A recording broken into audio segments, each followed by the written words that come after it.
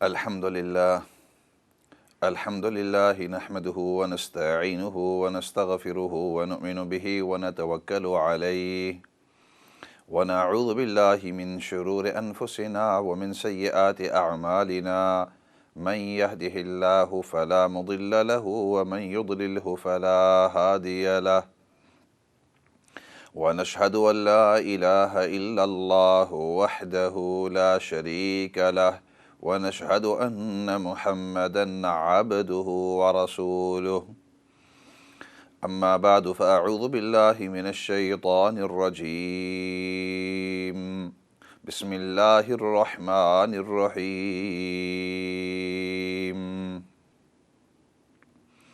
وعلم آدم الأسماء كلها ثم عرضهم على الملائكة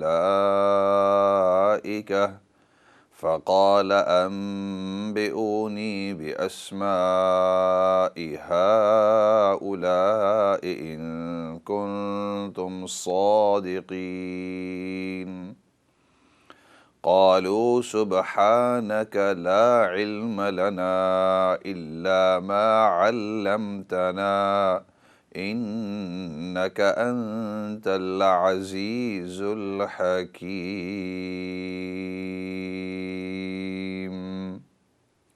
صدق الله العظيم۔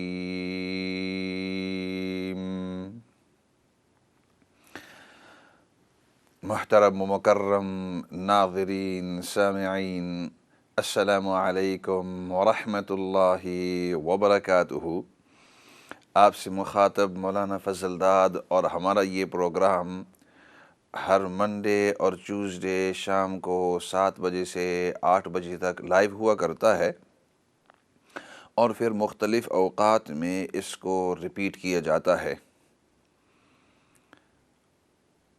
اور اس میں آپ حصہ لے سکتے ہیں۔ اسکرین کے اوپر نمبر ہوتا ہے، ابتدا میں مختصر کسی موضوع کے اوپر بیان، اور پھر اس کے بعد آپ کی طرف سے سوالات، ہماری طرف سے جوابات، آپ کی طرف سے کوئی چیز شیئر کرنا چاہتے ہیں۔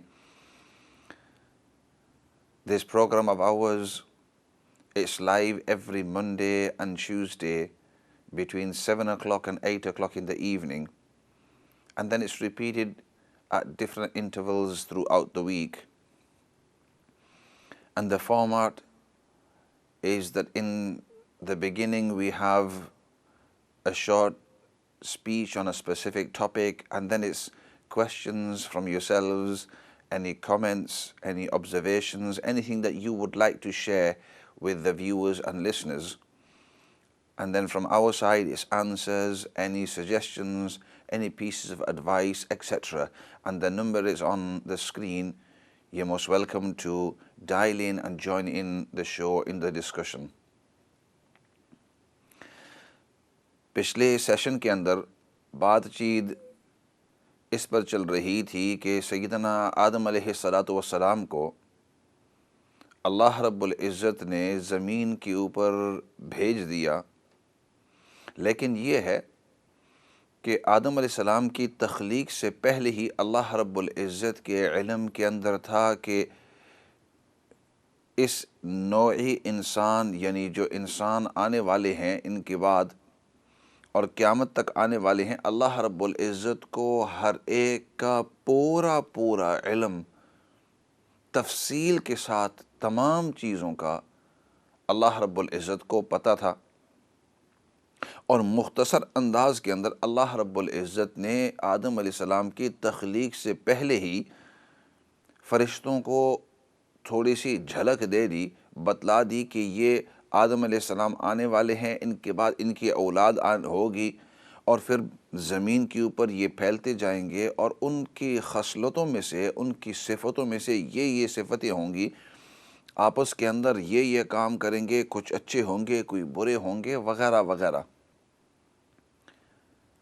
So Allah subhanahu wa ta'ala, before he even created Adam alayhi salam, when he spoke to the angels about his future plans and what he was going to be doing in the creation of Adam alayhi salam, he also explained in some detail, some, not all, in some detail, of how this new creation is going to be, Adam alayhi salam, and then they're going to have their progeny, unki aage nasl chalegi, and in those children of Adam there will be some good people, but also some people who are not good and who will have bad actions. They will have bad speech and bad actions. And of course actions do have consequences. اعمال کے نتائج ضرور ہوتے ہیں. So this was in the knowledge of Allah, because we believe, our iman is that Allah has complete knowledge, detailed, minutest detailed knowledge of every single of His creation.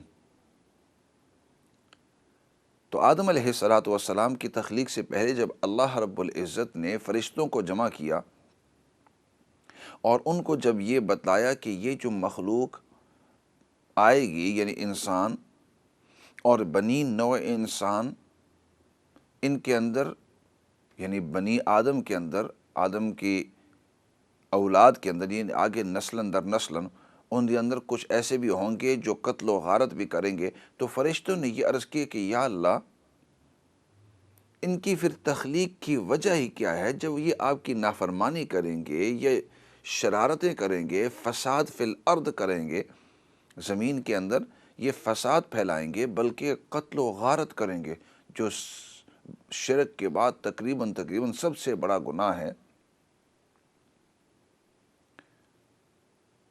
تو اللہ رب العزت نے اس وقت ان کو بتلایا کہ انی اعلم ما لا تعلمون، اس مخلوق کے بارے میں وہ جانتا ہوں جس کا علم تمہارے پاس نہیں ہے. کیونکہ فرشتوں نے یہ بات بھی عرض کی تھی کہ یا اللہ، اگر آپ کی تحمید اور آپ کی تسبیح، آپ کی تعریف کرنا اور آپ کی عبادت کرنا ہی مقصد ہے، تو پھر ہم جتنے بھی فرشتے ہیں ہم سب کے سب آپ کی تعریف بھی کرتے ہیں، آپ کی حمد بھی بیان کرتے ہیں، تسبیح بھی کرتے ہیں، آپ کی تکبیر بھی کرتے ہیں. آپ کی عبادت جس طرح آپ چاہتے ہیں اس طرح ہم عبادت کرتے ہیں. تو جب یہ سب کے سب آپ کی ہو رہی ہے تو یہ نئی مخلوق پیدا کرنے کی کیا ضرورت؟ فرشتوں میں تو یہ طاقت ہی نہیں ہے کہ وہ نافرمانی کریں اللہ رب العزت کی. لا یعصون اللہ ما امرہم ویفعلون ما یؤمرون، یعنی فرشتے تو اللہ رب العزت کی نافرمانی کر ہی نہیں سکتے. تو جب اللہ رب العزت کی وہ نافرمانی کر ہی نہیں سکتے، ہوتی نہیں ہے، یہ مخلوق آپ پیدا کریں گے اور ان کے اندر تو پھر نافرمانی ہوگی. اب جب نافرمانی ہوگی تو ظاہری بات ہے آپ کو اس سے ناراضگی بھی ہوگی. تو کیوں ایسی مخلوق پیدا کرتے ہیں، ان کی تخلیق کرتے ہیں کہ جس سے آپ کو ناراضگی بھی ہوگی؟ تو پھر اللہ رب العزت نے ان کو بتلایا، فرمایا انی اعلم ما لا تعلمون، انی اعلم ما لا تعلمون، میں اس مخلوق کے بارے میں وہ چیزیں جانتا ہوں جس کا تمہیں علم نہیں ہے، تمہیں ان کے بارے میں پتہ ہی نہیں ہے کہ وہ کتنی زبردست قسم کی، کتنی اہم مخلوق ہوگی. جو ہی اللہ رب العزت نے ان کو یہ بتلا دیا کہ وہ بہت اہم مخلوق ہوگی اور ان کے اندر ایسی خاصیتیں ہیں کہ جس کے بارے میں تمہیں پتہ ہی نہیں ہے، تو فرشتے خاموش ہو گئے. اب اللہ رب العزت نے آدم علیہ السلام کی تخلیق جب فرمائی تو اللہ رب العزت اب ان کو بتلانا چاہتے ہیں، تھوڑی سی جھلک دینا چاہتے ہیں. اللہ سبحانہ وتعالی wanted to let them know that this creation of Allah as a human, this being Allah has created, it is extraordinary, it is amazing. اس کو اللہ رب العزت نے بڑی ہی صفتیں دی ہوئی ہے. It has many super qualities, something that Allah subhanahu wa ta'ala has not given to any of His creation. اب انسان تھوڑی دیر کے لیے، میں جتنے بھی ہمارے ناظرین ہیں، سامعین ہیں، سوچیں کہ انسان کے اندر وہ کون سی صفات ہیں، وہ کون سی چیز ہے جو باقی تمام مخلوق کے اندر نہیں ہے. وہ کون سی چیز ہے, what is it inside this human being that other creation does not have, even the angels do not have. وہ کون سی چیز ہے, what is that thing that Allah subhanahu wa ta'ala has given to this human being. اللہ نے اس انسان کو, بنی نوع انسان کو دیا ہوا ہے کہ جو تمام مخلوق کو نہیں دیا ہے, فرشتوں کو بھی نہیں, یہ حیوانات کو بھی نہیں, مچھلیوں کو بھی نہیں, یہ پرندے درندے, یہ باقی جتنی بھی چیزیں ہیں. وہ کون سی چیز ہے کہ اللہ رب العزت نے اس نوع انسان کو دی ہے؟ کیونکہ اگلی آیت کے اندر پھر اللہ رب العزت اس کی طرف اشارہ بھی فرماتے ہیں. تو وہ کون سی چیز ہے, what is that one thing? یہ طاقت تو نہیں, کیوں کہ انسان کے پاس اگر طاقت ہے تو بھائی یہ دوسرے بہت سارے ایسے جانور ہیں کہ وہ انسان سے اور زیادہ طاقتور ہیں. It's not strength, because Allah has given this human being some strength, but outside in this creation of Allah there are many other creations of Allah that are much stronger than this human being. Think about it. An elephant is very strong, much stronger than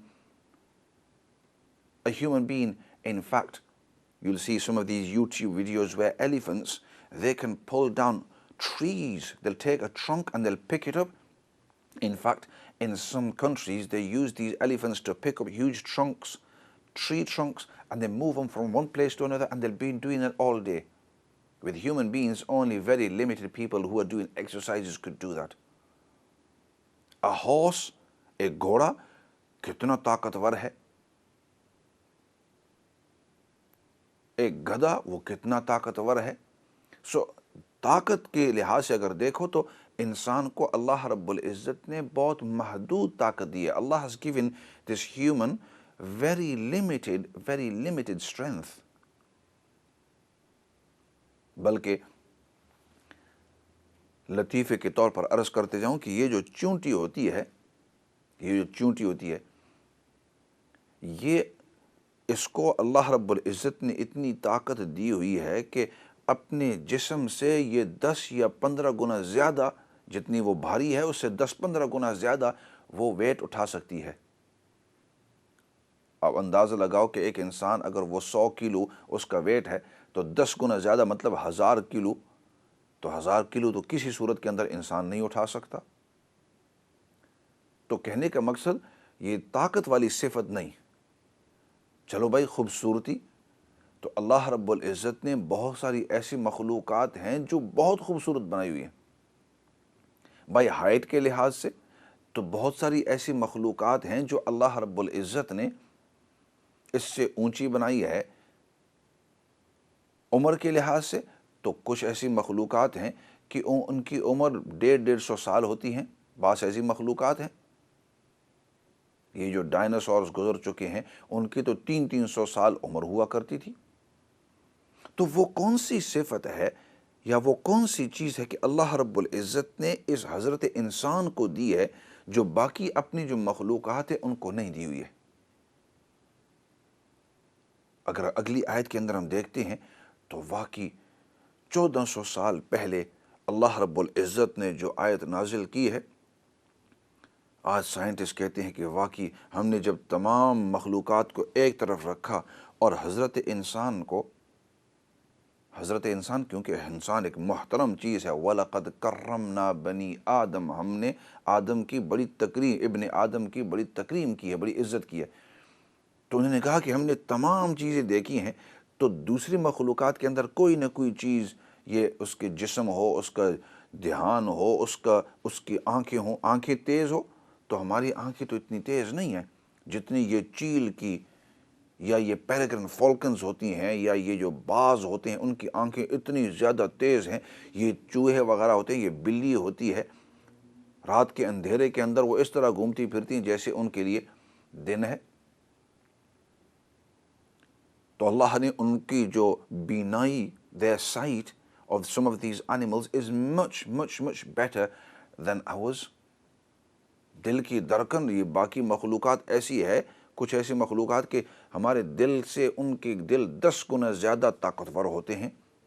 وہ چیتا جب بھاگتا ہے 70 miles an hour, 70 میل فی گھنٹے کی رفتار کے اوپر وہ بھاگ سکتا ہے۔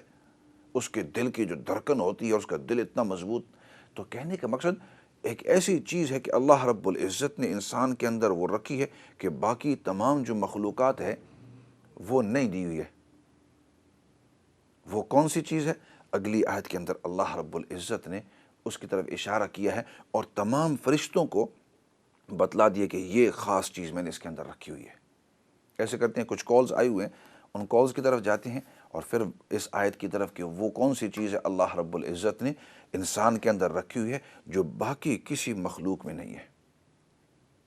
کالز کی طرف جاتے ہیں جی۔ السلام علیکم ورحمۃ اللہ وبرکاتہ۔ وعلیکم السلام ورحمۃ اللہ وبرکاتہ۔ جی مطلب 2 کوشچن پوچھنے ہیں۔ مسجد میں جمعہ پڑھنے عورتوں کو جانا چاہیے یا نہیں؟ اینڈ دوسری بات یہ ہے کہ جب امام صاحب خطبہ پڑھتا ہے تو وہ بگ ڈنڈا کیوں لیتا ہے؟ وہ کیا کرتے ہیں؟ وہ بڑی سی اسٹک ہوتی ہے نا، ڈنڈا، اچھا ٹھیک ہے وہ کیوں لیتا ہے؟ جی۔ اصل میں آپ کی آواز پوری نہیں آ رہی تھی، اس لیے میں نے دوبارہ آپ کو کہنے کا سمجھ گیا جی۔ جزاک اللہ مولانا صاحب۔ ٹھیک ہے انشاءاللہ، بہتر۔ اگلی کال کی طرف جاتے ہیں جی، یا ایسے کرتے ہیں یہ 1-2 سوال مختصر ان کا جواب دے دیتے ہیں، کیونکہ پھر بعض اوقات اکٹھے سوالات لے لیتا ہوں اور پھر موقع نہیں ملتا تو ساتھی جو ہے وہ بعض اوقات ناراضگی کا اظہار کرتے ہیں۔ پہلے جو آپ نے سوال کیا تھا اس کو تفصیل سے میں عرض کروں گا،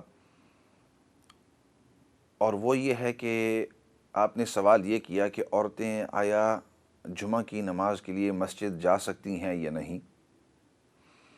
تو مسئلے کے لحاظ سے اگرچہ ان کے لیے بہتر ہے اپنے گھروں کے اندر نماز پڑھنا، لیکن اگر جانا چاہتی ہیں اور وہاں عورتوں کی فیسلٹیز بھی ہیں اور پردے کا انتظام بھی ہے، دونوں چیزیں۔ بعض اوقات مسجدوں کے اندر فیسلٹیز تو ہیں، مطلب اوپر والے ہال کے اندر مسجد عورتیں، نیچے والے ہال کے اندر مرد، یا ایک ہال کو انہوں نے الگ کر دیا ہے، درمیان میں پردہ ہے۔ تو فیسلٹیز اگر بھی ہوں اور ان کے لیے وہاں پردے کا بندوبست ہو، یعنی ایک ہی راستے سے سب اکٹھے نہ جاتے ہوں بلکہ راستے وغیرہ،